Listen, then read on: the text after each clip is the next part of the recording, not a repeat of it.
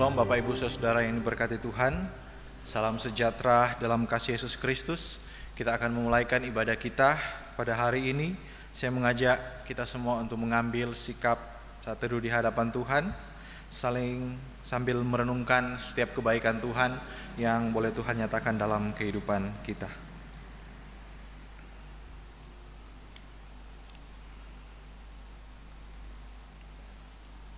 Firman Tuhan berkata,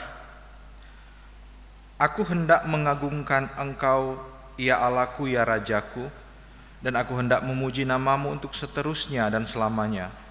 Setiap hari aku hendak memuji Engkau dan hendak memuliakan namamu untuk seterusnya dan selama-lamanya." Kita pujikan pujian Tuhan berada di bait suci-Nya.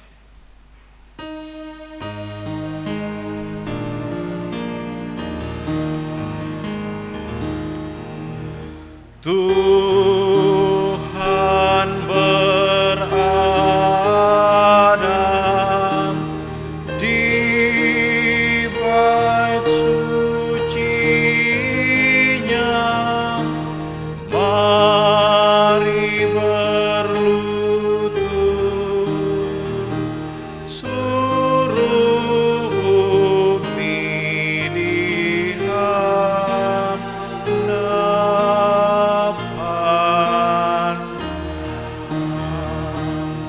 berdiam diri, hadapannya.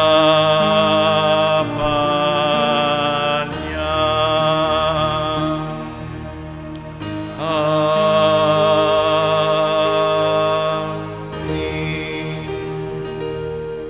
Pertolongan kita datangnya dari Allah Tritunggal yang telah menjadikan kita, Allah yang setia dan tidak akan pernah meninggalkan perbuatan tangannya.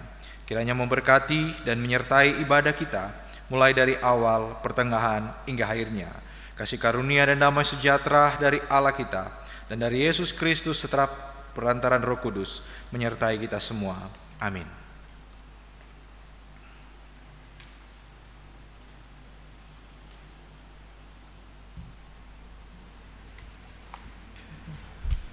Satu sukacita jika pagi hari ini kita masih diperkenankan Tuhan untuk boleh menikmati kebaikan-Nya. Terlebih kita boleh bersama-sama berbakti di rumah Tuhan pada hari ini. Dan kita akan mengawali ibadah kita pada hari ini dengan bersama-sama membaca ayat penuntun kita yang terambil dari Lukas pasalnya yang ke-15 ayat yang ke-10. Kita baca ayat ini sebanyak 2 kali. 2, 3. Aku berkata kepadamu, demikian juga akan ada sukacita pada malaikat-malaikat Allah karena satu orang berdosa yang bertobat. Aku berkata kepadamu, demikian juga akan ada sukacita pada malaikat-malaikat Allah karena satu orang berdosa yang bertobat. Pertobatan dan berbaliknya orang-orang berdosa di bumi kepada Allah akan membawa sukacita dan kegembiraan di sorga. Selagi masih ada nyawa bagi setiap kita, pasti masih ada harapan untuk bertobat dan berbalik kepada Allah. Dan melalui ayat penuntun ini kita boleh diingatkan untuk kita saling mengingatkan satu dengan yang lain. Ketika kita jatuh, biarlah kita boleh kembali dan berbalik kepada Tuhan. Dan kita bersyukur kepada Tuhan karena kita masih diberikan kesempatan oleh Tuhan, kita boleh merasakan kebaikan-Nya, menikmati karya-karya Tuhan di dalam kehidupan kita. Untuk itu mari kita agungkan Tuhan dengan menaikkan pujian, Hai makhluk Allahmu besar, PPK nomor 9.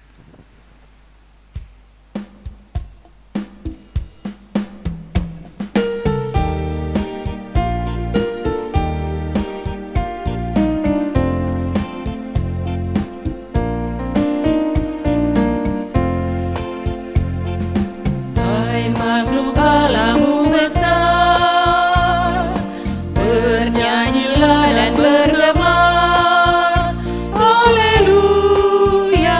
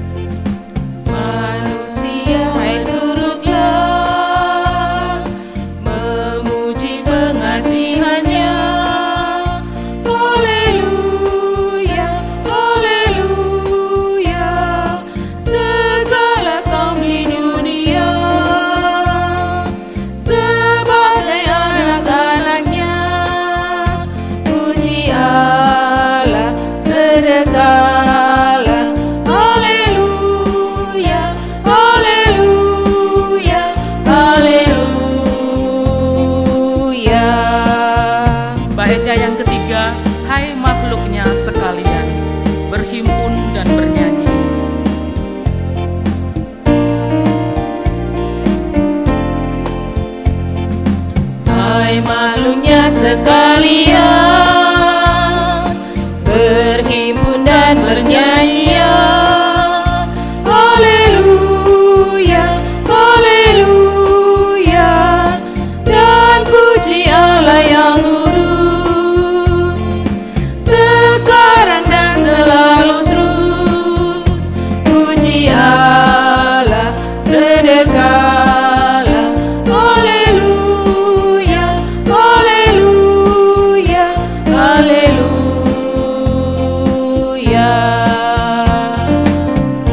Bapak Ibu dipersilakan duduk kembali. Bapak Ibu yang dikasihi Tuhan, jikalau kita masih diberikan kesempatan untuk berada di muka bumi saat ini, artinya Tuhan masih memberikan waktu bagi setiap kita untuk boleh memperbaiki diri kita. Mari saat ini kita mengintrospeksi diri kita. Apakah kita sudah sungguh-sungguh menerima Yesus Kristus sebagai Tuhan dan Juru Selamat kita secara pribadi? Dan ketika kita sudah menerima Yesus, apakah hidup kita semakin hari semakin serupa dengan Yesus? Bapak Ibu dikasih Tuhan, secara manusia kita akui bahwa kita masih seringkali gagal hidup sesuai dengan teladan Kristus. Untuk itu mari kita datang kepada Tuhan, kita rendahkan diri kita di hadapannya. Kita akui segala dosa dan celah kita, serta ketidakmampuan kita untuk hidup meneladani Kristus. Kita mohon belas kasih-Nya selagi kita masih diberikan kesempatan. Saya memberikan waktu bagi setiap ibu-ibu, untuk bapak ibu, untuk datang secara pribadi di hadapan Tuhan. Kita mohon belas kasih-Nya, kita mohon pengampunan-Nya.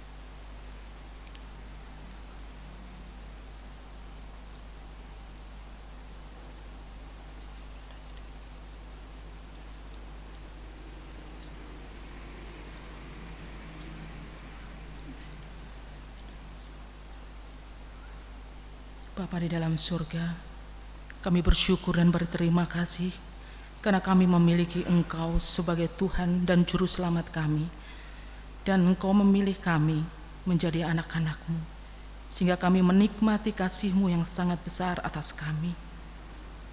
Akan tetapi kami gagal dalam merespon kasih-Mu. Kami terus hidup di dalam keinginan kami sendiri. Kami tidak mau dipimpin oleh-Mu Tuhan. Hidup kami bahkan tidak membawa damai sejahtera bagi sesama kami. Banyak orang yang tersakiti karena perkataan dan tingkah laku kami. Untuk itu ya Tuhan, saat ini kami merendahkan hati kami, memohon belas kasih-Mu. Ampunilah Tuhan atas dosa-dosa kami. Karuniakanlah Roh Kudus-Mu di dalam hati kami, dan tuntunlah kami pada seluruh kebenaran-Mu, sehingga hidup kami memancarkan karakter Kristus. Kami percaya Engkau adalah kasih, dan di dalam-Mu ya Tuhan ada pengampunan bagi setiap kami. Dalam nama Tuhan Yesus kami memohon pengampunan. Amin. Berdasarkan kasih karunia Allah dalam Tuhan kita Yesus Kristus, sebagai hamba Allah saya sampaikan berita pengampunan dosa kepada tiap-tiap orang yang mengaku dengan tulus dan ikhlas, sebagaimana janji Allah dalam firman-Nya, 1 Tesalonika 5 ayat yang ke-9 sampai dengan ayat yang ke-10, yang berbunyi demikian: karena Allah tidak menetapkan kita untuk ditimpa murka, tetapi untuk beroleh keselamatan oleh Yesus Kristus Tuhan kita, yang sudah mati untuk kita, supaya entah kita berjaga-jaga, entah kita tidur, kita hidup bersama-sama dengan Dia. Sekali lagi, karena Allah tidak menetapkan kita untuk ditimpa murka, tetapi untuk beroleh keselamatan oleh Yesus Kristus Tuhan kita, yang sudah mati untuk kita, supaya entah kita berjaga-jaga, entah kita tidur, kita hidup bersama-sama dengan Dia. Berita anugerah ini menyatakan bahwa Allah tidak menetapkan kita untuk ditimpa murka, melainkan kita beroleh keselamatan oleh Yesus Kristus. Bagaimana kita tidak bersyukur mendapatkan pernyataan Allah yang luar biasa? Siapakah kita, manusia yang berdosa, yang boleh dilepaskan dari murkanya? Bahkan Allah menjanjikan bagi setiap kita akan hidup bersama-sama dengan Dia. Tidak ada Allah yang seperti Allah kita. Untuk itu, biarlah setiap kita senantiasa mengagungkan Tuhan di dalam kehidupan kita. Bibir mulut kita senantiasa menyanyikan kebaikan Tuhan. Dan biarlah senantiasa kehidupan kita memancarkan Kristus. Ku bernyanyi tentang Yesus, PPK nomor 32.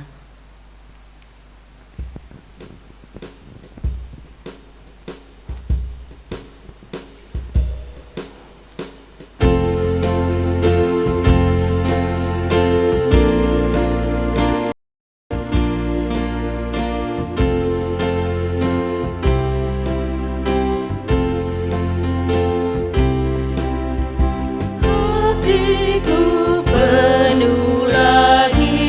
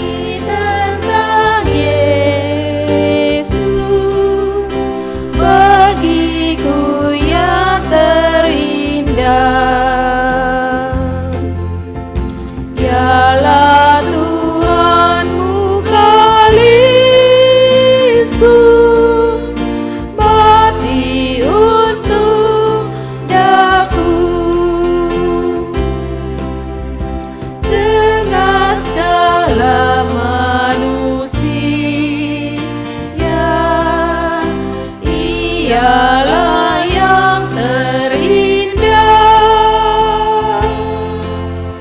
Segala rahmat anugerah, semua pemberiannya,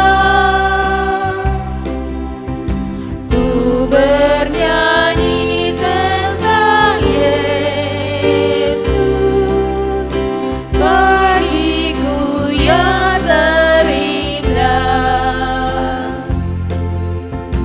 Dialah Tuhanku kalisku, mati untuk daku.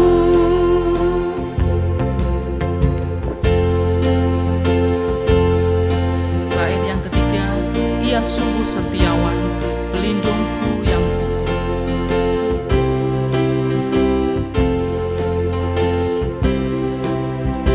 Ia sungguh setiawan, pelindungku yang kukuh. Meski ombak bergelombang, sandar dia takkan goncang. Ku bernyanyi tentang Yesus, bagiku yang terindah. Dialah Tuhanku kalisku, mati untuk daku. Saya mengundang Bapak Ibu untuk bangkit berdiri.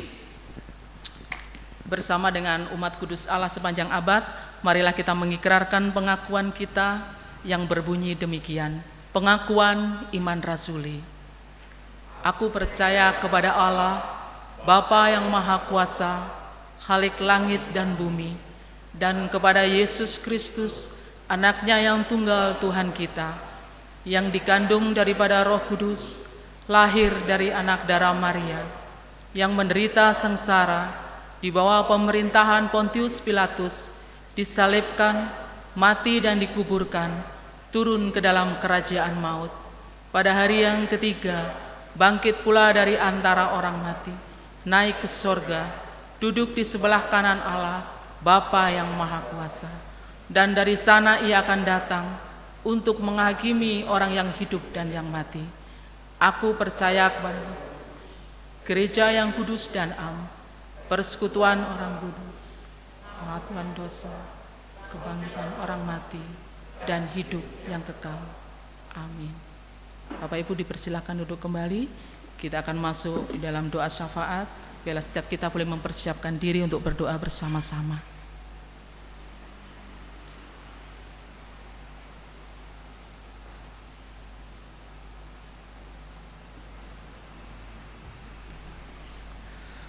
Bapak Ibu, mari kita bersama-sama menaikkan doa syafaat kita di hadapan Tuhan.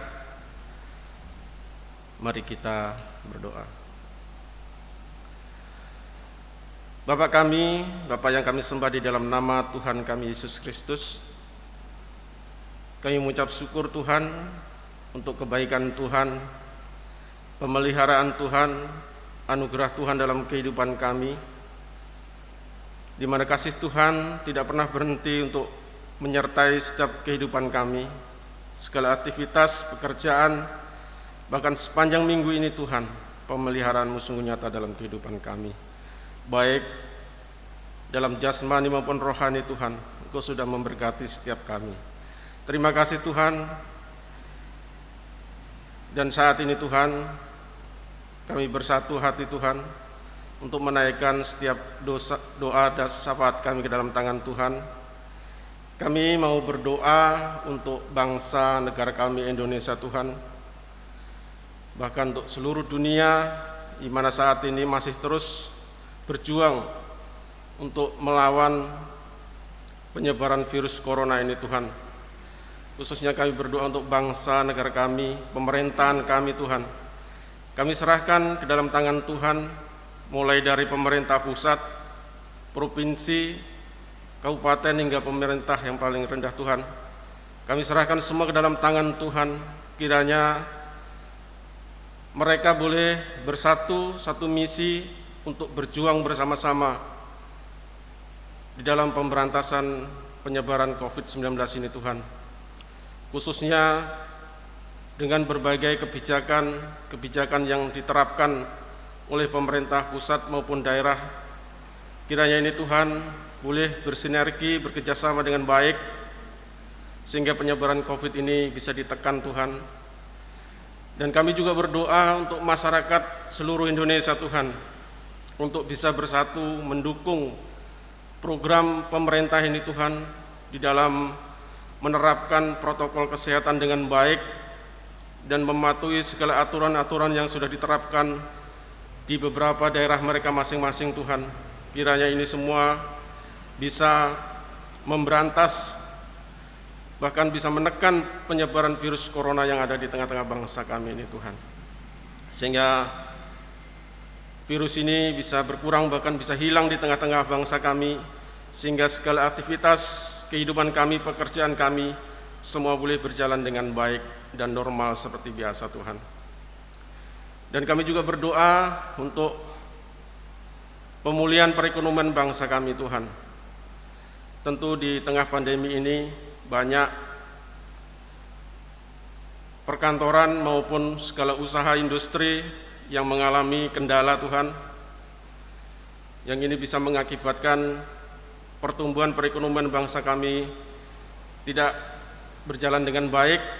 Untuk itu Tuhan, kami menyerahkan untuk setiap pelaku-pelaku usaha bisa memiliki inovasi-inovasi yang baru, yang bisa membangkitkan gairah kembali pekerjaan walaupun di tengah pandemi COVID ini Tuhan, sehingga perekonomian bangsa kami ini boleh mengalami peningkatan yang lebih baik Tuhan. Terima kasih Tuhan. Kami juga berdoa untuk program sinode, di mana besok tanggal 15 Februari 2021 akan ada acara malam misi se-GPMI. Kami serahkan semua dalam tangan Tuhan. Kiranya program ini boleh berjalan dengan baik. Kami berdoa untuk sinyal, bahkan untuk pembicara, kami serahkan semua ke dalam tangan Tuhan. Karena acara ini akan dilaksanakan secara virtual, tentu banyak kendala yang dihadapi, tapi kami serahkan semua dalam tangan Tuhan. bahwa semuanya ini akan berjalan dengan baik seturut dengan kehendak Tuhan, sehingga apa menjadi visi di dalam mengabarkan Injil di tengah-tengah bangsa Indonesia, bahkan di dunia ini Tuhan, semua boleh berjalan dengan baik. Terima kasih Tuhan. Kami juga berdoa untuk jemaat-Mu yang saat ini masih bergumul dengan kesehatannya Tuhan. Kami berdoa untuk Pak David, kami berdoa untuk pergumulan sakit penyakit gulanya Tuhan, kami serahkan semua dalam tangan Tuhan. Kiranya Tuhan yang terus campur tangan memulihkan kesehatan Pak David melalui makanan, minuman, obat-obatan yang mereka konsumsi, sehingga semua boleh berjalan dengan baik dan Pak David boleh kembali sehat seperti semula Tuhan. Dan kami juga berdoa untuk Pak Ismanto dalam pemulihan kesehatannya, kami serahkan juga dalam tangan Tuhan, kiranya Tuhan yang terus memberkati, mengurapi segala makanan, minuman, dan obat-obatan ini, sehingga Pak Ismanto juga mengalami kesehatan yang daripada Tuhan. Dan kami juga berdoa, mungkin ada saudara-saudara kami yang masih mengalami kelemahan tubuh, atau yang mungkin saat ini belum bisa hadir dalam ibadah kami pada pagi hari ini. Kami serahkan semua ke dalam tangan Tuhan, kiranya Tuhan boleh menilik mereka, setiap hati mereka. Tuhan memberkati apapun yang mereka hadapi saat ini. Semua Tuhan boleh berikan jalan keluar yang terbaik. Dan kami juga berdoa Tuhan untuk jemaat-Mu yang mengikuti ibadah online, kami juga serahkan ke dalam tangan Tuhan. Kiranya segala fasilitas yang kami miliki ini Tuhan, Tuhan berikan kemudahan, kelancaran, sehingga di dalam menjalankan ibadah kami, kegiatan kami ini semua boleh berjalan dengan baik, sehingga jemaat-Mu Tuhan yang mengikuti ibadah secara online di rumah, mereka pun juga boleh diberkati oleh Tuhan melalui firman yang disampaikan melalui hamba-Nya di dalam ibadah kami pada pagi hari ini. Terima kasih Tuhan, kami juga terus menyerahkan kehidupan kami, gereja kami ke dalam tangan Tuhan. Kedepannya Tuhan kami serahkan ke dalam tangan Tuhan, apapun yang menjadi pergumulan kami, gereja kami, program gereja kami serahkan semua ke dalam tangan Tuhan, sehingga semua boleh terlaksana dengan baik. Terima kasih Tuhan. Ini doa syafaat kami yang jauh daripada sempurna, kiranya Tuhan sendiri yang akan menyempurnakan doa syafaat kami seperti doa yang sudah Tuhan ajarkan kepada kami. Bapa kami yang di surga, dikuduskanlah nama-Mu, datanglah kerajaan-Mu, jadilah kehendak-Mu di bumi seperti di surga. Berikanlah kami pada hari ini makanan kami yang secukupnya, dan ampunilah kami akan kesalahan kami, seperti kami juga mengampuni orang yang bersalah pada kami. Dan janganlah membawa kami ke dalam pencobaan, tetapi lepaskanlah kami daripada yang jahat, karena Engkau-lah yang punya kerajaan dan kuasa dan kemuliaan sampai selama-lamanya. Amin.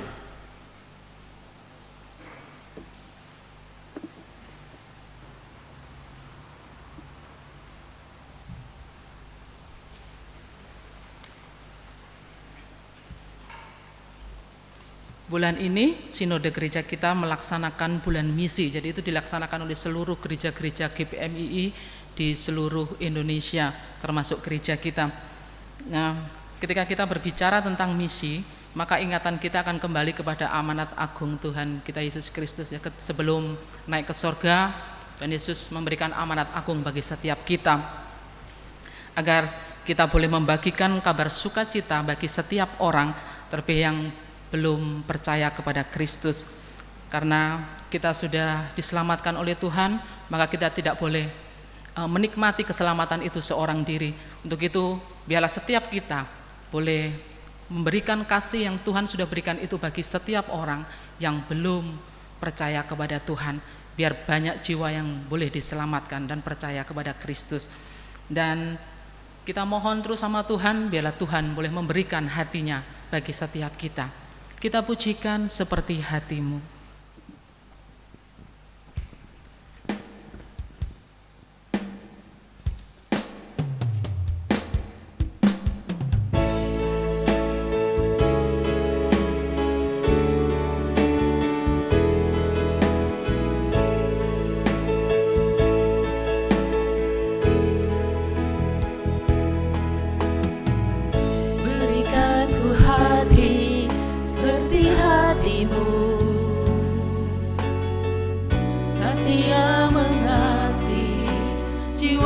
yang terhilang. Berikanku mata seperti matamu,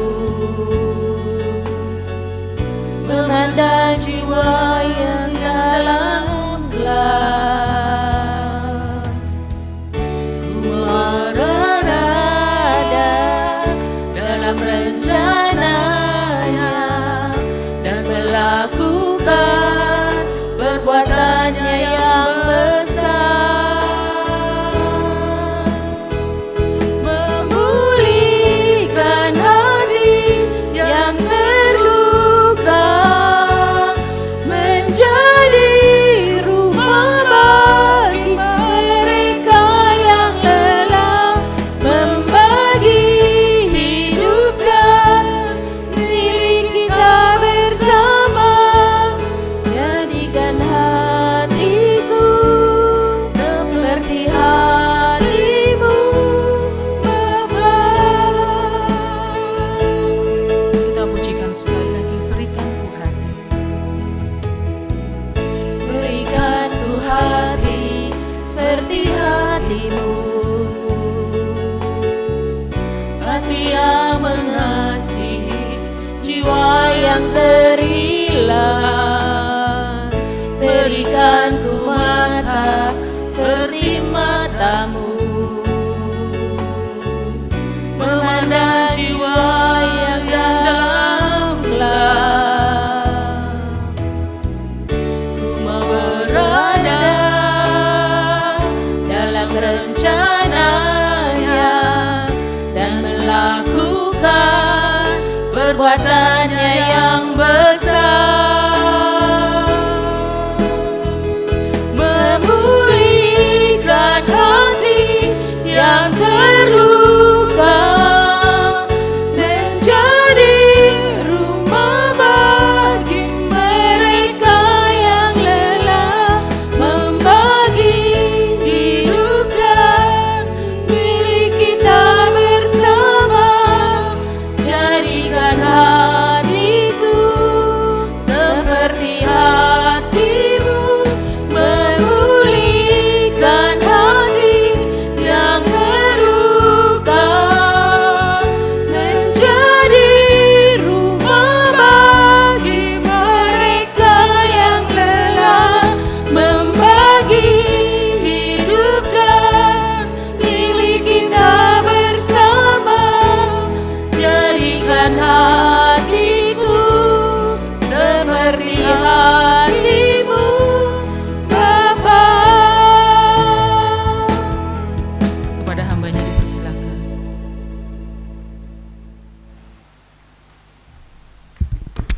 Saya mengajak Bapak Ibu Saudara untuk mengambil sikap berdiri. Kita akan berdoa di hadapan Tuhan. Kita berdoa. Adalah sebuah kerinduan bagi hati kami untuk bisa memiliki hati seperti-Mu Bapa. Melihat ada begitu banyak orang yang berbondong-bondong menuju kepada maut. Pakai kami Tuhan sebagai alat-Mu untuk bisa menceritakan tentang terang Engkau Yesus Kristus, agar mereka dapat dirampas dan kembali kepada jalan keselamatan. Terima kasih Bapa, terima kasih Yesus, kami akan sama-sama merenungkan kebenaran firman Tuhan.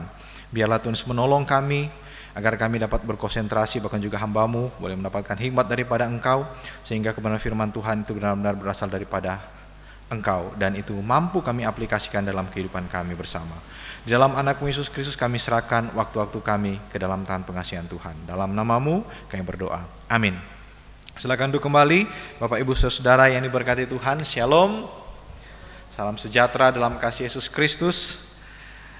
Tentunya pertama-tama kita mengucap syukur dan terima kasih kepada Allah Tritunggal karena berkat dan penyertaan Tuhan apapun kondisi kita saat ini, entah kita ada di rumah, entah kita kuat, entah itu kita sehat, bahkan juga dalam pergumulan duka, tapi kita meyakini ini tidak mengurangi kasih karunia Tuhan yang terus Tuhan nyatakan dalam kehidupan kita.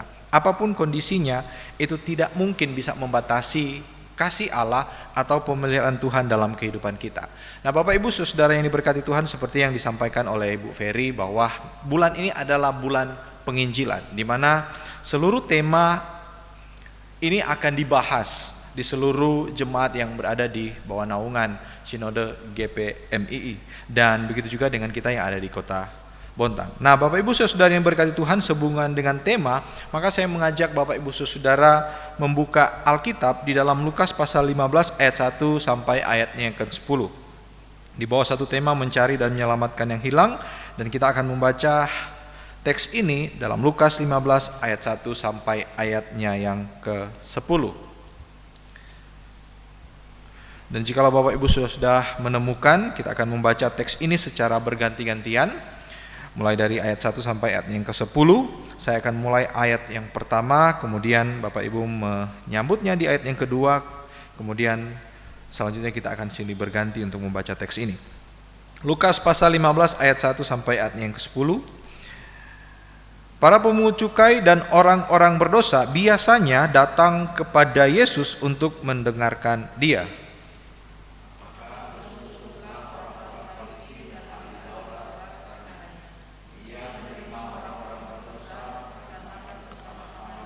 Lalu ia, yaitu Yesus, mengatakan perempuan ini kepada mereka.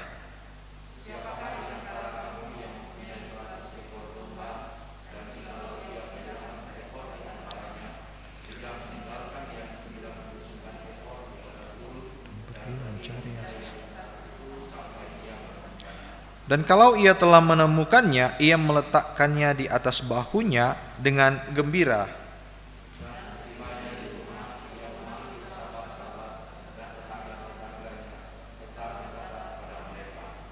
Bersukacitalah bersama-sama dengan aku, sebab dombaku yang hilang. Aku berkata kepadamu, demikian juga akan ada sukacita di sorga karena satu orang berdosa yang bertobat, lebih daripada sukacita karena 99 orang benar yang tidak memerlukan pertobatan.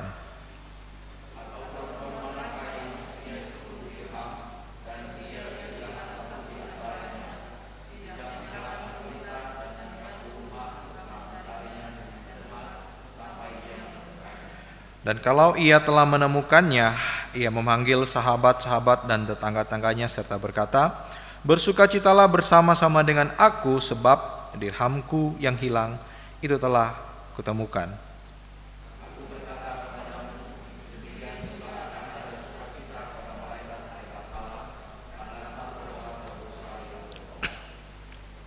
Ya, demikian jauh pembacaan firman Tuhan, dan sekali lagi yang berbahagia adalah orang yang membaca firman Tuhan, merenungkan kebenaran firman Tuhan, dan tentunya mengaplikasikannya dalam kehidupan kita sehari-hari. Nah, Bapak Ibu Saudara yang diberkati Tuhan, sebuah kebenaran Alkitab yang mengatakan bahwa tugas tanggung jawab untuk memberitakan Injil adalah perintah Allah yang merupakan tanggung jawab setiap manusia. Seperti yang sudah disinggung oleh liturgos tadi, Ibu Ferry tadi, bahwa amanat agung itu memang ditujukan kepada seluruh orang percaya. Nah, lantas apa itu Injil? Di sini kemudian kita melihat ada kata memberitakan Injil. Apakah itu Injil? Maka kita akan melihat pandangan yang keliru mengenai Injil. Ada yang mengatakan bahwa Injil itu berbicara tentang kesuksesan atau keberhasilan. Kesejahteraan hidup, apakah itu Injil? Tentu bukan. Kemudian juga kekayaan materi, kesembuhan, kemudian juga ada kebaikan dan kesalehan hidup, prestasi, kemudian ada karunia roh, dan kemudian kita juga sering kali mendengar dengan istilah pertumbuhan gereja. Tentunya ini semua kalau kita bisa lihat ini bukanlah Injil. Nah, kenapa kemudian ini sering kali dikatakan atau muncul dalam tema-tema ibadah di sebagian gereja? Maka di sini kita bisa melihat bahwa sebenarnya ini bukanlah Injil itu sebenarnya. Injil yang sebenarnya adalah berceritakan tentang Yesus, seperti pujian yang kita naikkan tadi. Tetapi seringkali tema-tema ini yang menjadi topik utama dalam pemberitaan firman Tuhan atau dalam sebuah seminar, ibadah, KKR dan lain sebagainya, dan itu diulang-ulang dan seringkali dijadikan sebagai daya tarik untuk bisa menarik umat atau jemaat untuk datang ke gereja. Padahal tema-tema di atas ini bukanlah inti dari Injil itu sendiri. Nanti sebentar saya akan menjelaskan sedikit tentang arti itu Injil sebenarnya. Jadi kalau saya bisa meminjam kata seorang penulis buku yang cukup terkenal dalam aliran Reform, yaitu Pak Stefri Lumintang, yang mengatakan bahwa tema-tema ini sebenarnya hanyalah bagian kulit Jadi hanya bagian kulit atau hanya bagian pinggir dari Injil itu sendiri. Tapi sekali lagi ini seringkali dijadikan sebagai taktik untuk bisa menggait sebanyak mungkin jemaat untuk datang di gereja. Padahal ini bukanlah yang terutama. Lantas apa itu Injil yang sebenarnya? Saya akan memaparkan beberapa pandangan bahkan juga arti dari Injil itu sendiri. Injil tidak lepas dari kesaksian tentang Yesus Kristus sebagai juru selamat. Seperti pujian tadi juga sudah dinyanyikan oleh liturgos bersama-sama dengan kita. Kemudian ada juga Covenant Lawson yang mendefinisikan penginjilan sebagai usaha menyebarkan kabar baik Yesus Kristus yang telah mati untuk dosa manusia dan bangkit dari antara orang mati sesuai dengan kitab suci, dan sebagai Tuhan yang memerintah. Ia menawarkan pengampunan dosa dan karunia Roh Kudus yang membebaskan kepada semua orang agar senantiasa bertobat dan percaya. Kemudian juga kita bisa melihat di dalam New Dictionary Theologia bagian 2 menjelaskan bahwa penginjilan berasal dari kata kerja bahasa Yunani yaitu evangelion yang memiliki arti menyampaikan kabar baik atau membagikan atau memproklamirkan Injil itu sendiri, yaitu kabar baik. Kemudian juga dalam kamus istilah teologia menjelaskan atau menyatakan bahwa kata Injil dalam bahasa Yunani itu memiliki arti berita sukacita. Kemudian juga ada beberapa tokoh seperti Gerald mengatakan mendefinisikan penginjilan sebagai warta kerajaan Allah yang sudah dekat, dan bahwa Yesus dinyatakan sebagai putra Allah dan Tuhan karena kebangkitannya dari kematian. Kemudian yang terakhir disampaikan oleh Billy Graham, penginjilan bukan hanya sekedar metode tetapi sebuah berita. Penginjilan mencakup segala usaha pemberitaan kabar baik tentang Yesus Kristus. Nah, Bapak Ibu Saudara yang diberkati Tuhan, maka dari beberapa istilah ini kita bisa mengambil kesimpulan bahwa Injil adalah kabar baik dari Sang Pencipta mengenai anugerahnya yang terbesar. Jadi sekali lagi, maka kalau dari beberapa pengertian ini kita bisa mengambil kesimpulan bahwa kabar baik adalah kabar mengenai Sang Pencipta yang telah memberikan anugerahnya yang terbesar bagi kita sesuai dengan apa yang Tuhan Allah janjikan, bertolak dari sifat Allah yang Maha Kasih tetapi juga Maha Adil. Kemudian juga Injil adalah berita kedatangan anak manusia yaitu Yesus Kristus sebagai Tuhan dan juru selamat satu-satunya yang karena Dia semua orang berdosa diselamatkan dengan cara penebusan bagi pengampunan dosa, sehingga hubungan yang retak antara manusia ketika kejatuhan di Taman Eden dalam Kejadian pasal 3 itu dapat dikembalikan atau dipulihkan kembali. Maka Bapak Ibu Saudara, sudah seharusnya semua pemberitaan firman, setiap pemberitaan Injil itu harus bermuara pada karya penebusan Yesus Kristus.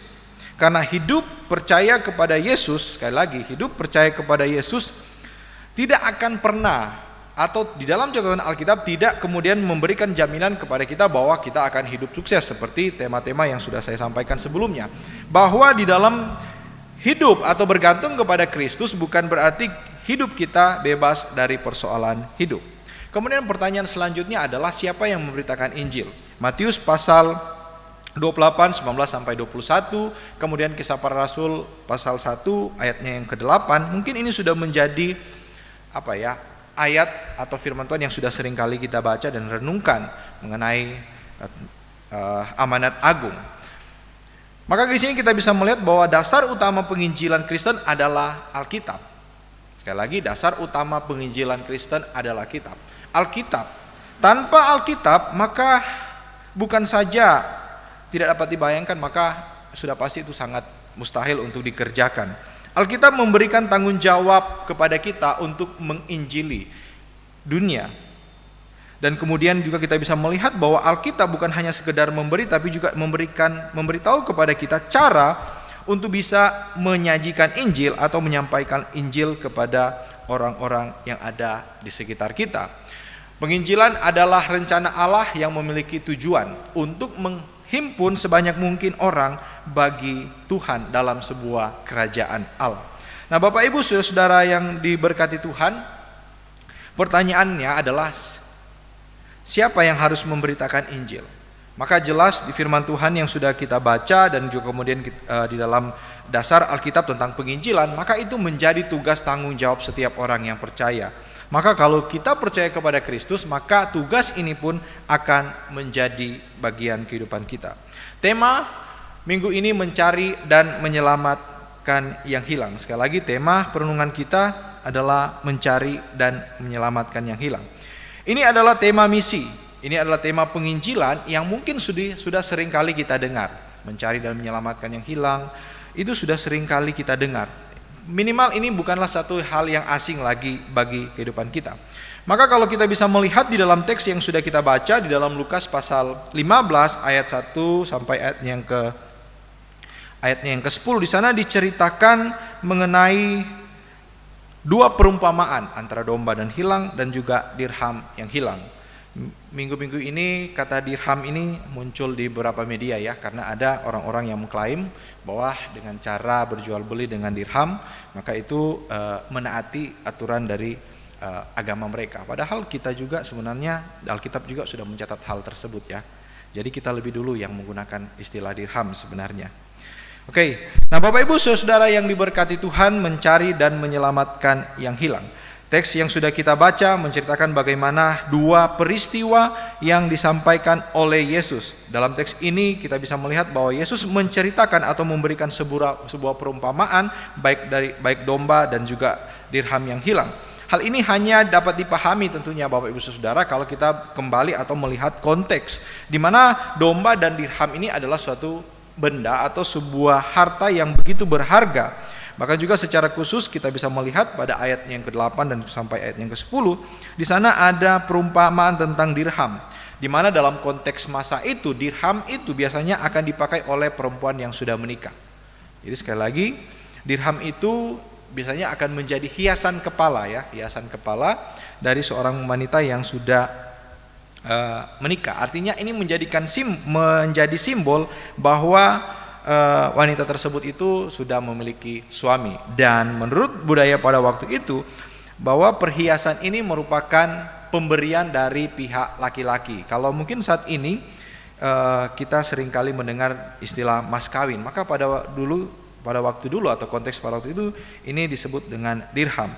Maka ketika seorang perempuan kehilangan dirham tersebut, maka hatinya sangat gelisah, sedih. Pastinya kalau dia kehilangan sesuatu yang begitu berharga. Begitu juga dalam kehidupan kita ya, dalam konteks kita. Kenapa kemudian di sini disebut Yesus sebagai perempuan ya? Kenapa enggak laki-laki?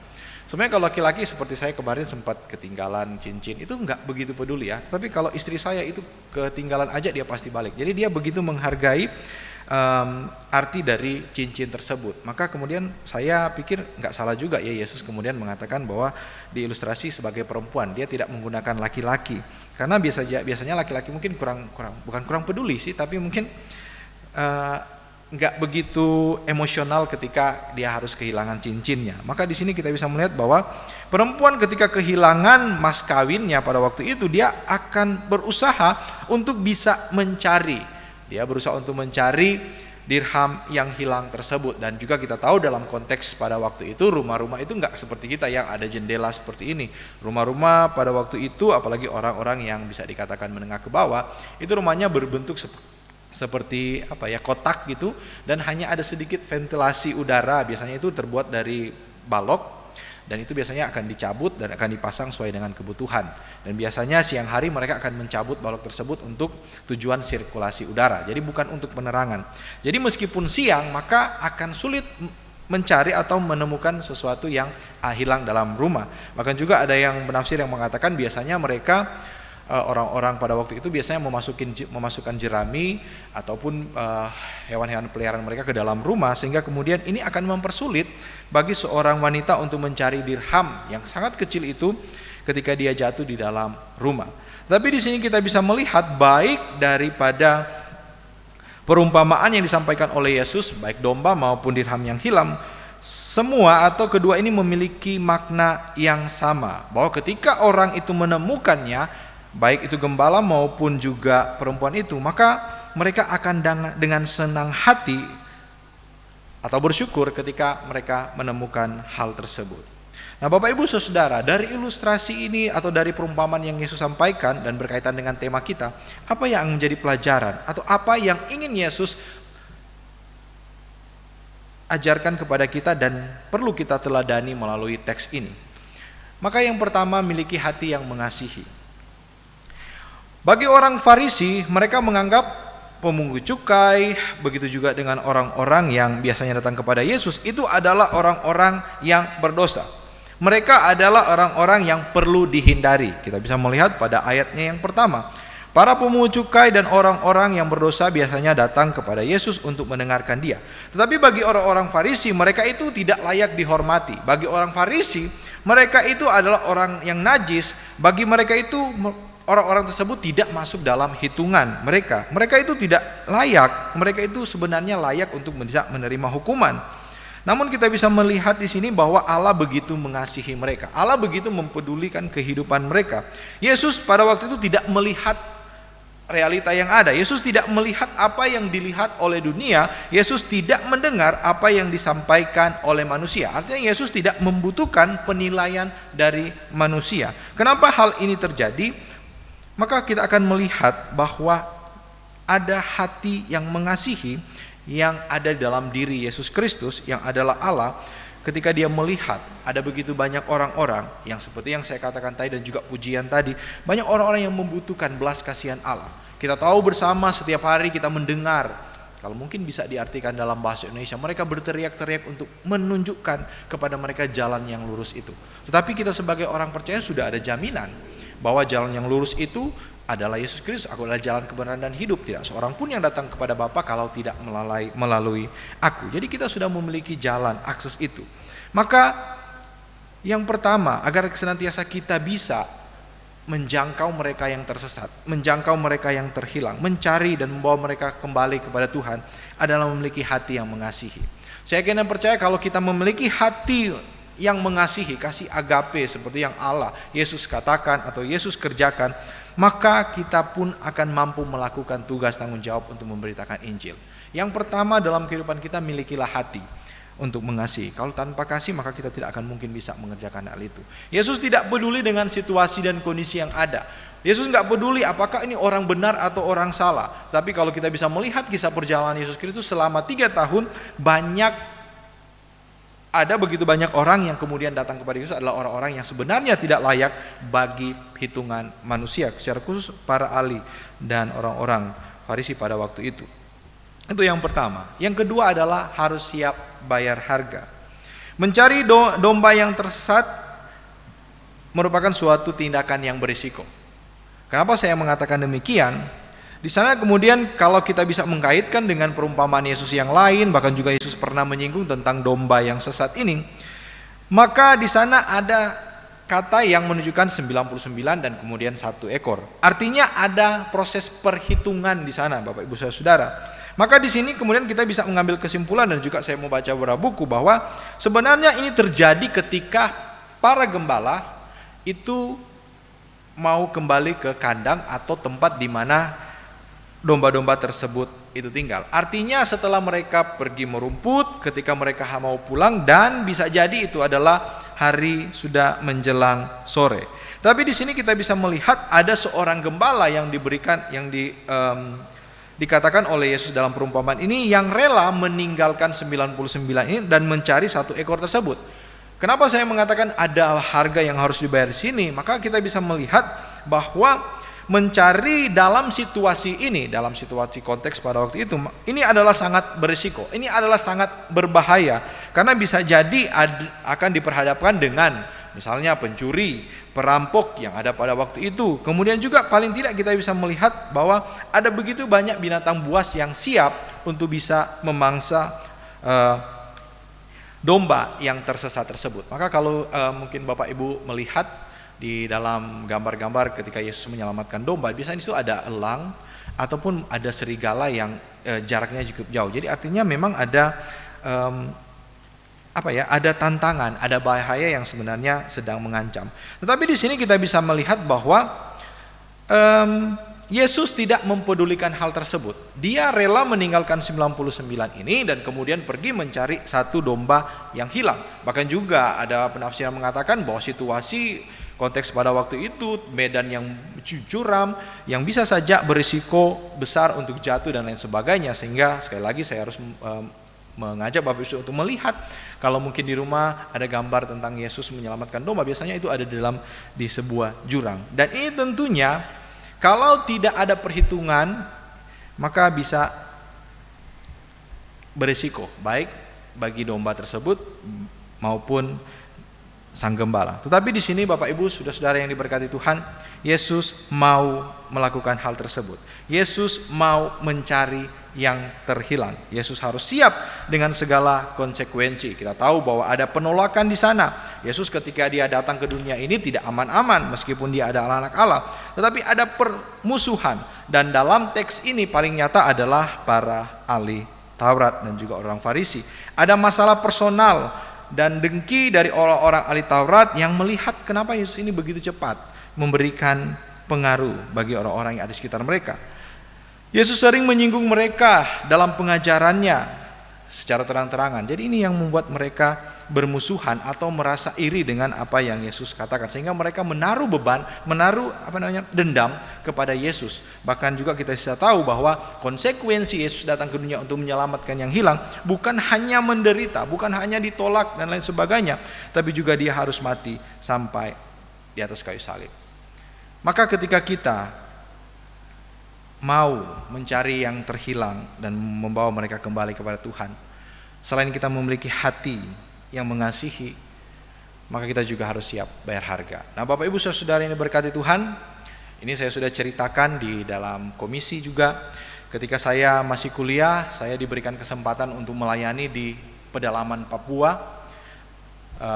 kurang lebih 3 bulan masuk ke dalam pedalaman. Pada waktu itu memang bergumul karena saya adalah salah satu-satunya mahasiswa yang meminta kepada sekolah untuk diutus ke pedalaman Papua. Memang pada waktu itu cukup cukup ekstrim situasinya. Keluarga saya yang ada di Papua yang juga adalah anggota TNI, dia mengatakan jangan pernah datang ke Papua pada waktu itu, karena memang KKB kita tahu kriminal bersenjata begitu luar biasa, apalagi dalam masa peralihan pemerintahan. Kita tahu pada waktu itu Jokowi memenangkan pilkada sehingga kemudian terjadi keributan. Tetapi saya minta kepada bidang pelayanan untuk bisa tetap diutus di sana. Tantangan yang pertama, mereka katakan tidak ada dana sebesar itu, karena dari Jawa, dari Malang ke Papua itu membutuhkan dana yang besar. Jadi mereka membutuhkan sponsor khusus. Saya bilang iya, oke, enggak apa-apa, nanti saya coba untuk bisa berdoa, dan saya yakin percaya kalau memang Tuhan mengizinkan saya pergi ke Papua, maka Tuhan pasti akan mengutus saya ke sana. Dan kurang lebih seminggu belum ada jawaban dari sekolah, katakan belum bisa. Jadi belum bisa ada pengutusan ke Papua dengan situasi dan kondisi yang ada. Saya sudah coba untuk cari search, kalau naik kapal bisa enggak? Ternyata kalau hitung-hitung naik kapal cuma waktunya paling tidak habis di perjalanan, karena kurang lebih 2 minggu perjalanan ke sana menggunakan kapal pada waktu itu. Nah, kemudian detik-detik terakhir kurang lebih 2 hari akhirnya saya dipanggil oleh pembantu rektor bidang pelayanan, dan dia menanya, apakah kamu masih mau pergi ke Papua? Kemudian saya iya, masih sama, doa saya masih sama. Tapi kamu tahu konsekuensinya, kalau memang tidak ada dana, maka kamu akan praktiknya di perpustakaan, dan ini pasti akan dihindari oleh semua mahasiswa. Siapa sih yang mau praktik di perpustakaan? Yang lain pergi ke gereja dan sebagainya, kita itu cuman di kandang istilahnya, pasti membosankan. Iya, saya siap. Tapi ternyata sudah ada dana untuk itu tersebut. Dananya cukup besar karena harus ke Papua, ke ujung Indonesia, dan bersyukur ada orang yang memang pada waktu itu memberikan dana untuk itu. Saya tidak tahu sampai detik ini siapa yang memberikan dana tersebut. Akhirnya sampai di sana, memang situasi dan kondisi itu betul-betul kalau kita nggak memiliki hati. Saya bukan berarti menyombongkan diri bahwa saya memiliki hati, tapi memang waktu saya kuliah, studi saya sudah melihat profil dari Papua, dari suku-suku yang pedalaman. Mereka itu tidak berpakaian lah dan lain sebagainya. Dan ternyata ketika saya pergi situasinya seperti itu, tidak ada jalan sama sekali. Tapi saat ini saya bersyukur karena salah satu yang melanjutkan pelayanan di sana, orang-orang yang kami memang bina di sana, mereka katakan berkat Pak Jokowi jalan sudah ada. Pada waktu itu kami harus berjalan kaki kurang lebih 2 hari 2 malam itu tidak menggunakan alat transportasi, jadi hanya kaki.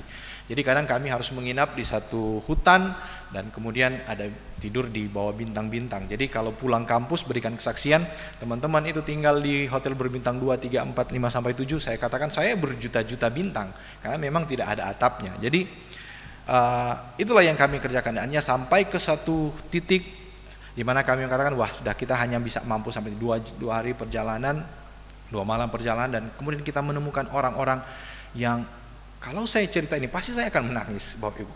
Mereka itu tidak tahu mereka itu siapa sebenarnya, Bapak Ibu. Mereka nggak berpakaian, dan situasi dan kondisi itu membuat mereka itu tidak tahu sebenarnya mereka itu siapa gitu. Mereka mungkin pikir mereka itu adalah sama seperti binatang-binatang yang lain, Bapak Ibu.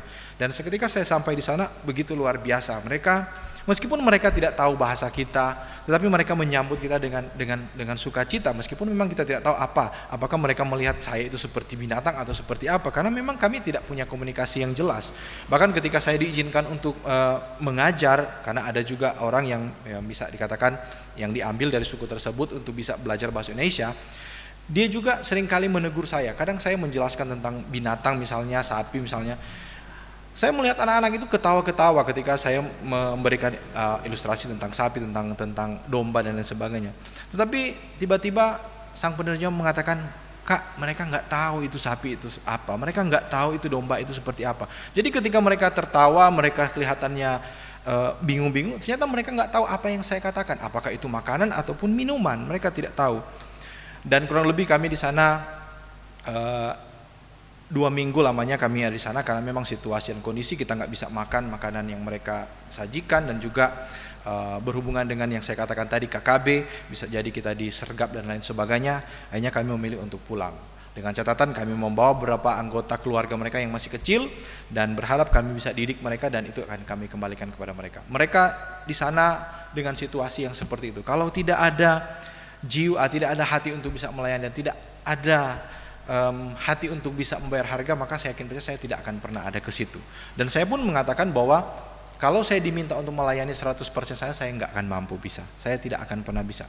Maka saya bersyukur kepada Tuhan, ada begitu banyak orang-orang luar negeri yang rela mengorbankan segala sesuatu, mereka tinggal bersama-sama dengan mereka, bahkan mati bersama-sama dengan mereka di sana. Bahkan pada waktu yang lalu saya melihat ada salah satu yayasan misi dari Inggris, dari Amerika kalau saya salah, yang memiliki mungkin Bapak Ibu pernah naik pesawat MAF yang kemudian dibakar pesawatnya oleh KKB dan pilotnya hampir dibunuh, tapi untung ditolong oleh salah satu pendeta yang ada di sana.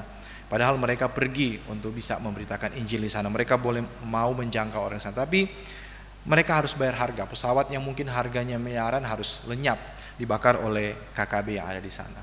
Jadi Bapak Ibu Saudara yang berkati, ini adalah sebagian kisah di mana kami atau saya pernah mengalami yang namanya penginjilan sampai ke daerah-daerah tertentu. Ada begitu banyak juga daerah tertentu. Ada teman-teman saya yang melayani di daerah Sulawesi.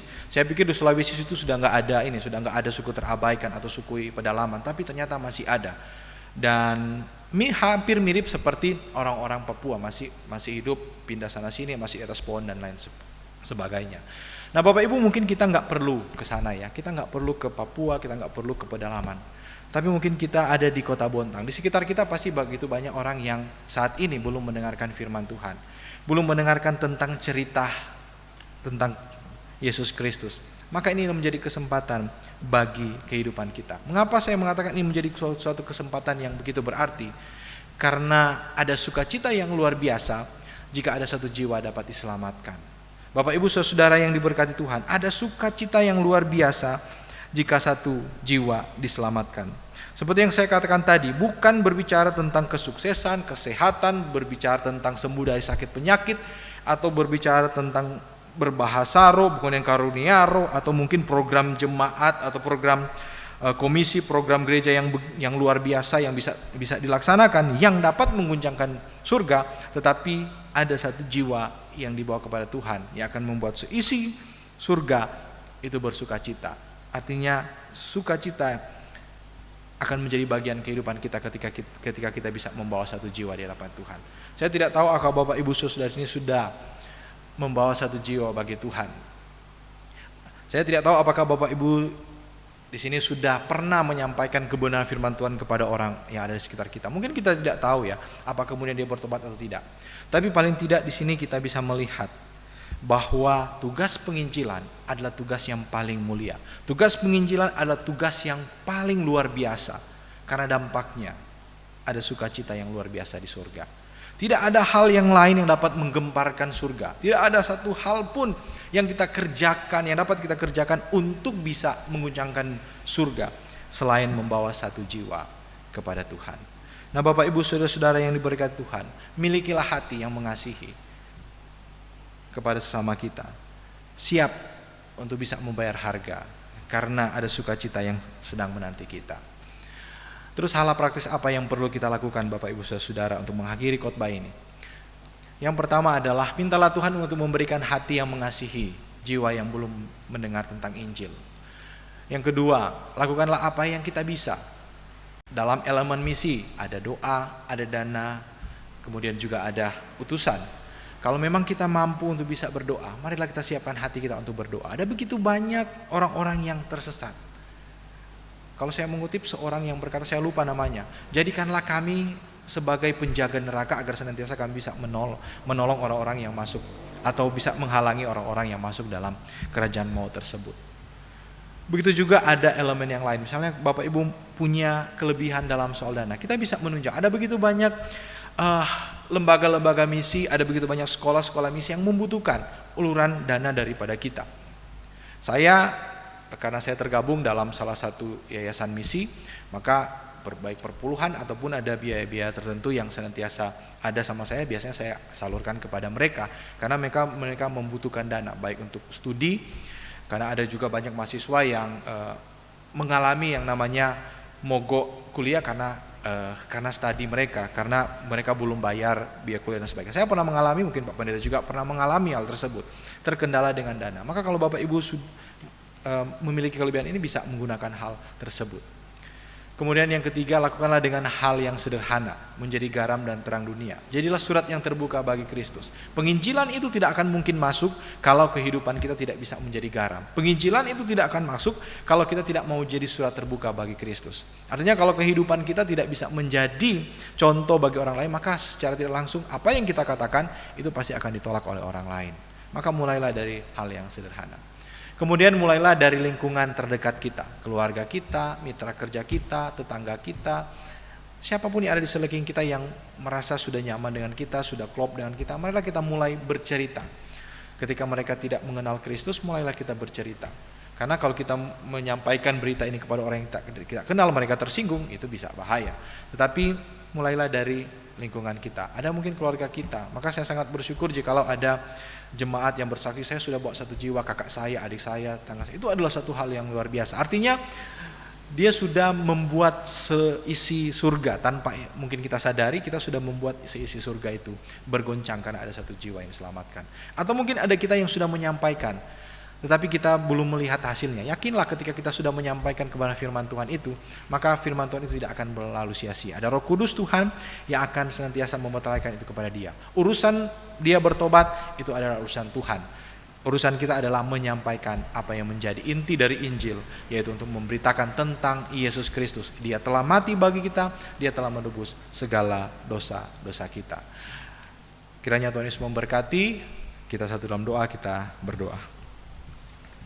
Bapa yang bertata dalam kerajaan surga, kembali kami mengucap syukur, kami berterima kasih untuk waktu dan kesempatan yang Tuhan beri bagi kami. Kami boleh lagi merenungkan kebenaran firman Tuhan, bahwa ada tugas tanggung jawab yang Tuhan beri bagi kami untuk bisa menjangkau sebanyak mungkin orang-orang di sekitar kami yang belum mengenal Engkau. Ada begitu banyak suku-suku yang terabaikan, ada begitu banyak suku-suku yang belum pernah sekalipun mendengar tentang firman Tuhan. Biarlah hidup kami senantiasa penuh dengan hati yang mau melayani mereka, hati yang siap bayar harga. Karena di balik semua ini ada sukacita yang luar biasa yang bukan hanya terjadi di bumi, tapi juga terjadi di surga. Biarlah Tuhan senantiasa memakai apa yang ada pada kami untuk bisa menjangkau mereka yang masih terhilang. Biarlah firman Tuhan ini yang sederhana boleh tersimpan dalam hati dan pikiran kami, itu boleh termeteraikan dalam hati kami. Roh Kudus Tuhan yang akan terus memberikan pencerahan, bahkan juga menyempurnakan setiap kebenaran firman Tuhan ini, agar kami boleh menjadi pelaku-pelaku firman yang sejati daripada Tuhan. Terpujilah Engkau Allah Tritunggal. Kami berdoa dan kami mengucap syukur. Amin. Kembalikan kepada Ibu Ferry.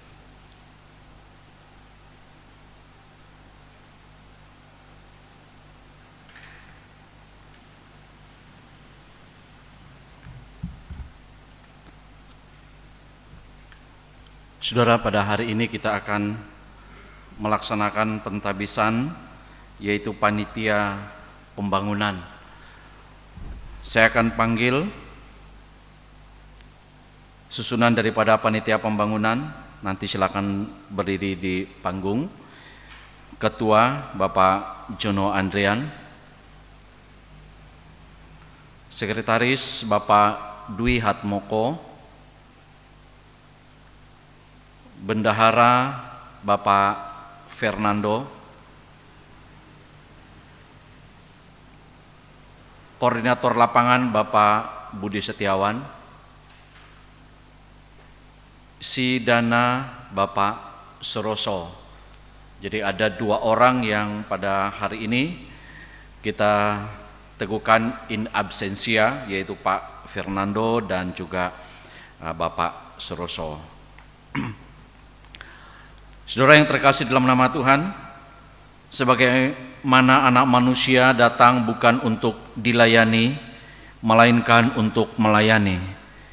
Demikian juga setiap anggota gereja yang terpanggil untuk melayani Tuhan dan gerejanya. Saudara-saudara, saat ini saudara berdiri di hadapan Tuhan dan jemaatnya adalah saudara yang terpilih sebagai panitia pembangunan periode 2021-2023. Oleh karena itu kita akan melantik dan meneguhkan mereka dalam semua pelayanan gereja, sehingga dalam pelayanan ke depan ini dapat berjalan dengan baik. Untuk itu, dengarkanlah firman Tuhan. Camkanlah sekarang, sebab Tuhan telah memilih engkau untuk mendirikan sebuah rumah menjadi tempat kudus. Kuatkanlah dan teguhkanlah hatimu. Lakukanlah itu. Jangan takut dan tawar hati, sebab Tuhan Allah, Allahku menyertai engkau. Ia tidak akan membiarkan dan meninggalkan engkau sampai pekerjaan untuk ibadah ini di rumah Tuhan ini selesai. Saudara-saudara yang kasih dalam nama Tuhan, kita bersyukur kepada Tuhan yang telah memilih saudara sebagai panitia pembangunan Jemaat GPMI Bontang. Oleh sebab itu, hendaklah saudara memiliki hati yang mengasihi Tuhan dan tekad dalam melayani Tuhan, dengan setia melayani Tuhan dan gerejanya dengan segenap hati, dan berusaha melaksanakan semua tugas yang dipercayakan kepada saudara. Berdasarkan tugas dan tanggung jawab saya kepada Tuhan dan jemaatnya, saya menghendaki tekad dan janji saudara di hadapan Tuhan dan gerejanya dengan menjawab 2 pertanyaan. Yang pertama, apakah saudara yakin dengan segenap hati bahwa saudara-saudara telah terpanggil untuk pelayanan ini oleh jemaat Tuhan dan dengan demikian juga kepada Allah sendiri? Yang kedua, apakah saudara-saudara bersedia menerima bimbingan dari majelis gereja saudara dalam melaksanakan tugas sebagai panitia pembangunan dan pelayananmu, dan memenuhi semua tanggung jawab dan kewajiban saudara sebagai seorang panitia pembangunan? Apakah jawabanmu Bapak Jono Andrian? Apakah jawabanmu Bapak Dwi Hatmoko? Apakah jawabanmu Bapak Budi Setiawan? Baik, kita telah mendengarkan kesediaan daripada mereka. Saya persilakan, kalau lutut masih bisa bertahan, mungkin bisa berlutut, kita akan mendoakan. Kalau belum bisa tetap berdiri. Maka Allah damai sejahtera yang oleh darah perjanjian yang kekal telah membawa kembali dari antara orang mati Gembala Agung segala domba, yaitu Yesus Kristus Tuhan kita. Kiranya memperlengkapi kamu dengan segala yang baik untuk melaksanakan kehendak-Nya dan mengerjakan di dalam kita apa yang berkenan kepadanya, oleh Yesus Kristus sebagai dia kemuliaan sampai selama-lamanya. Di dalam nama Allah Bapa, Putra dan Roh Kudus, hari ini saya melantik saudara sebagai panitia pembangunan periode 2021 sampai 2023 dengan jemaat GPMI Bontang pada hari ini resmi dilantik. Amin. Silakan berdiri kembali. Mari kita berdoa. Bapa kami yang di sorga, kami bersyukur karena Engkau telah berkenan memakai saudara-saudara kami menjadi panitia pembangunan GPMI Bontang. Sekarang kami mohon kiranya Tuhan menguduskan, memberkati mereka untuk melaksanakan tugas dan tanggung jawab mereka sebagai panitia pembangunan. Berikanlah iman yang teguh serta kesetiaan dalam tugas mereka, baik di gereja ini maupun di tempat mereka bekerja. Karuniakan hikmat keberanian agar mereka cakap melaksanakan semua tugas mereka. Berikanlah kepada mereka kemampuan untuk mengatasi segala kesulitan dan persoalan dalam gereja dan dalam rumah tangga, agar mereka dapat melayani Tuhan dengan baik. Dalam nama Tuhan Yesus Juru Selamat kami yang hidup, kami berserah, kami berdoa. Amin. Silakan menghadap ke jemaat.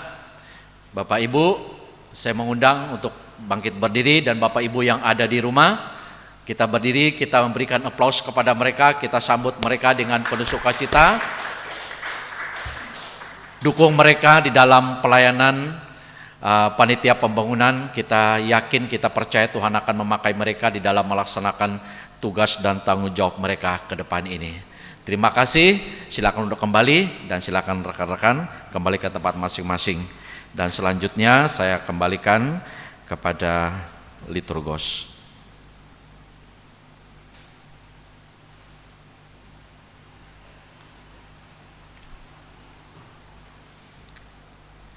Ya, terima kasih kepada Guru Injil Hervi yang sudah menyampaikan kebenaran firman bagi kita semua. Kiranya Tuhan terus memakai hambanya, diberkati di dalam pelayanan dan rumah tangganya. Dan selamat atas dilantiknya panitia pembangunan. Biarlah kita terus dukung setiap hamba-hambanya. Tuhan yang akan memakai mereka sehingga pembangunan pada saatnya nanti boleh terlaksana dengan baik. Kita percaya dan kita amini. Dan mari kita responi kebaikan Tuhan dalam kehidupan kita dengan kita bersama-sama memberikan persembahan yang terbaik untuk Tuhan. Sambil kantong kolektor dijalankan, kita naikkan pujian Tiap Orang Patut Tahu, PPPR nomor 1.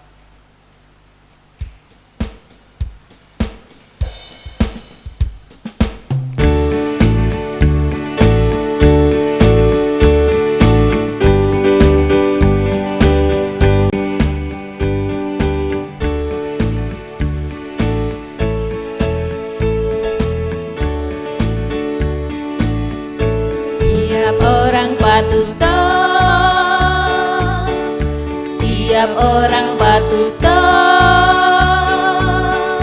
tiap orang patut tahu siapa Yesus. Tiap orang patut tahu, tiap orang patut tahu, tiap orang patut tahu, tiap orang patut tahu siapa Yesus bakung yang terindah. Yesus bakung yang terindah, bintang timur cemerlang, yang terindah dari semua.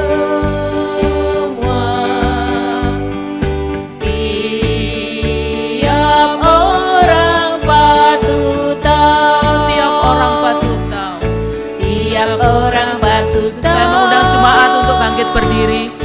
Tiap orang patut tahu, tiap orang patut tahu siapa Yesus.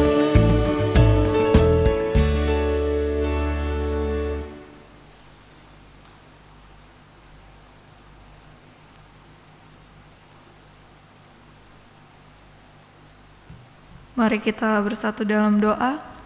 Tuhan Yesus, terima kasih karena pada pagi hari ini Engkau masih memberikan kesempatan pada setiap kami Tuhan untuk datang beribadah kepadamu.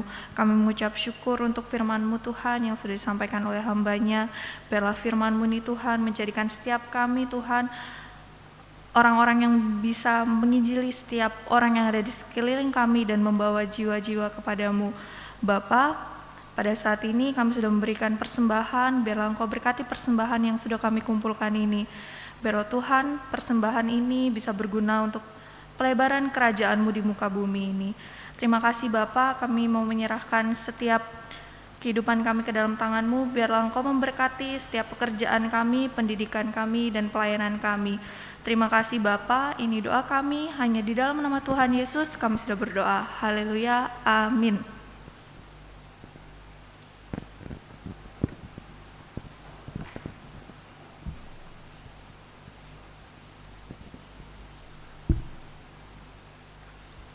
Jemaat yang dikasihi Tuhan, kita akan mengakhiri ibadah kita pada hari ini dengan satu keyakinan bahwa setiap kita adalah duta-duta Kristus untuk memberitakan kasih-Nya bagi orang-orang yang belum percaya.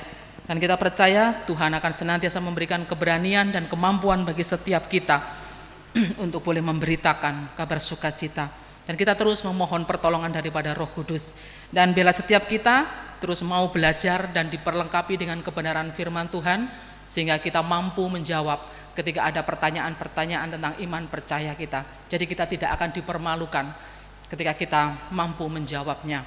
Dan kita akan mengakhiri ibadah kita dengan satu pujian, Ku Utus Kau, PPK nomor 211.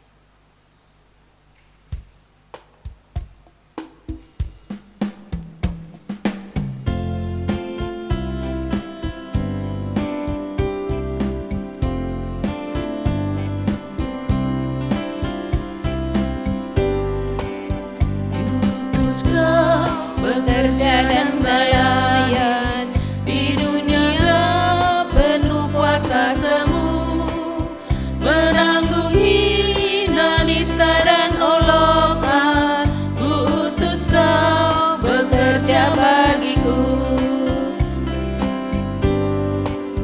ku utus Kau merawat yang terluka, menolong jiwa tiada jemu, memikul salib dunia yang bersusah.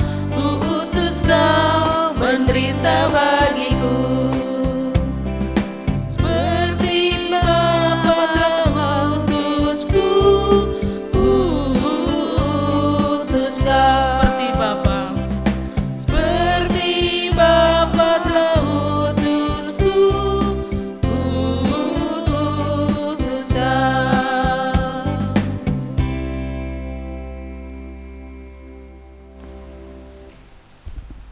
Bapak Ibu Saudara, kita akan mengakhiri ibadah kita baik yang ada di gereja maupun yang ada di rumah. Marilah kita pujikan pujian doksologi, puji Allah Bapa Putra.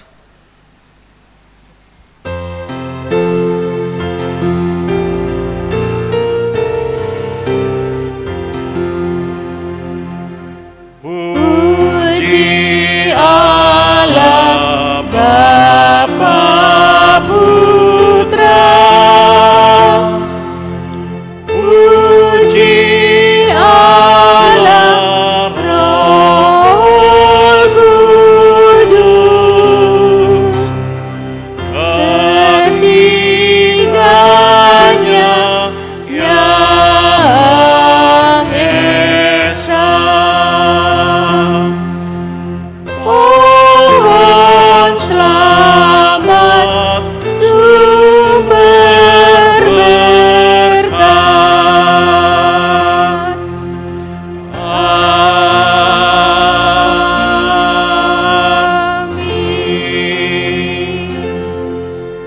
Bapak Ibu Saudara yang berkati Tuhan, pulanglah dengan damai sejahtera dan sampaikanlah salam dari Allah Tritunggal yang telah mati dan telah menebus setiap kita.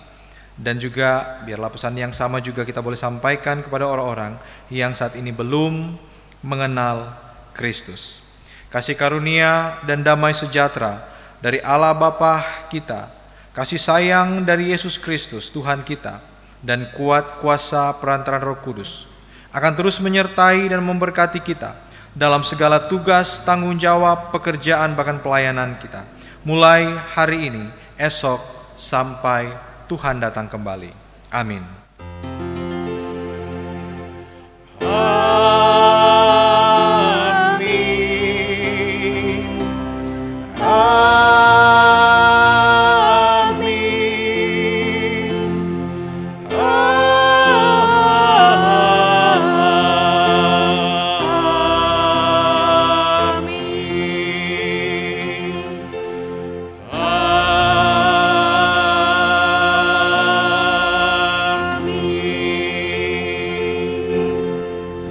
Silakan duduk, saat teduh sejenak, ibadah kita selesai.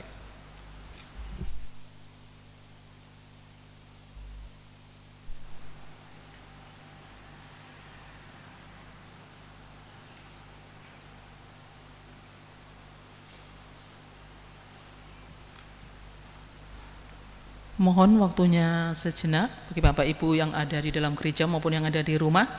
Untuk warta gereja, diingatkan untuk Senin tanggal 15 Februari, jadi besok ya, Sinode mengadakan program Malam Misi GPMII. Jadi kami mengundang Bapak Ibu untuk bersama-sama bergabung di dalam Zoom meeting nanti ya, hari Senin jam 7 sampai selesai. Jadi biarlah setiap kita boleh bergabung bersama-sama di Zoom meeting ini. Demikian warta gereja. Selamat hari Minggu, tetap menjaga kesehatan, Tuhan Yesus memberkati.